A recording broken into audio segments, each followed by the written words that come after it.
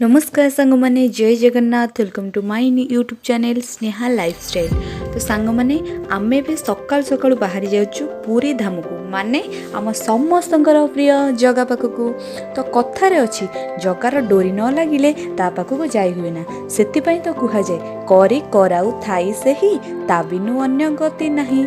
जीवा बाटे आम प्रथमे माँ बाटमंगला दर्शन कलु और सेठारे माँ को कड़े सुंदर से ब्राह्मण सजै देते आपण मानक देखिले आखि लाखिज। बेढ़ा परिक्रमा करी आम सेठारे माँ को आउ दर्शन करी आम पलि आसीलु जगा पाखक जीवाकू।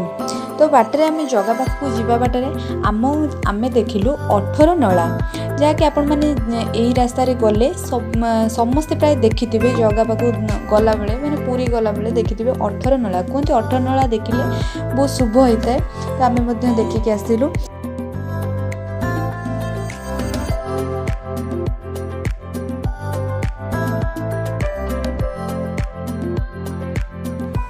यही देखते सांग मैंने श्रीमंदिर देखा गलानी। श्रीमंदिर देखी मन जगार दर्शन करने को उत्कंठा आहरी बेसी बढ़ीगला।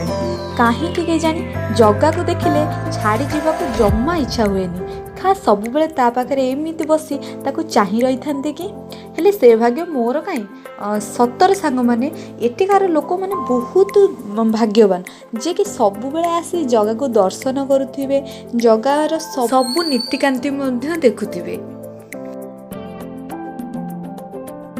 चाहूँ चाहूँ आम आसी पहुँची जाइलु श्रीमंदिर पाखरे।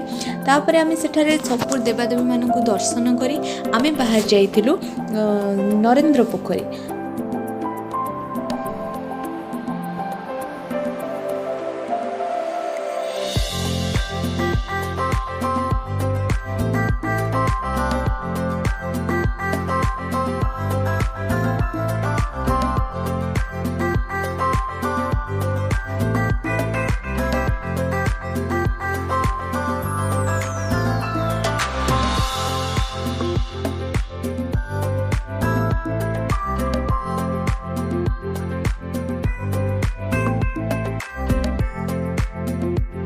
तो सांग मैंने तापर आम पलि आसलु समुद्र कूल को। समुद्र कूल एत मजा मस्ती करूँ जहाँफल कि आम वीडियो बनवाक भूली जाइचु।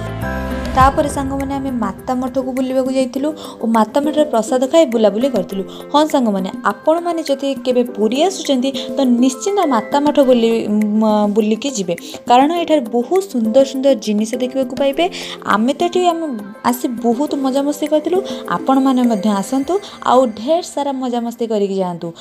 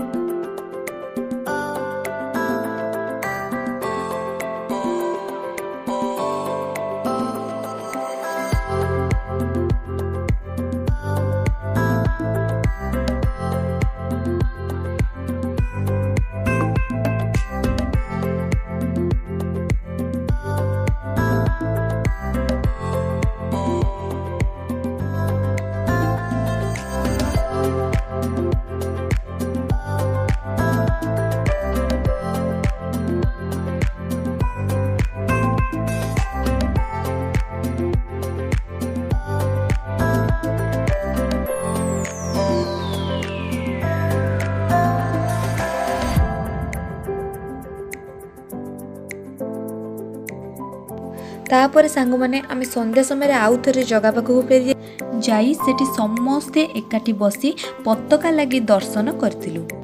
कहते कि प्रभु नीतिकांति देखिले अनेक जन्मर पाप क्षय हुए और अनेक पुण्य मिलता है। आमको किसी समय से सौभाग्यटी मिलता।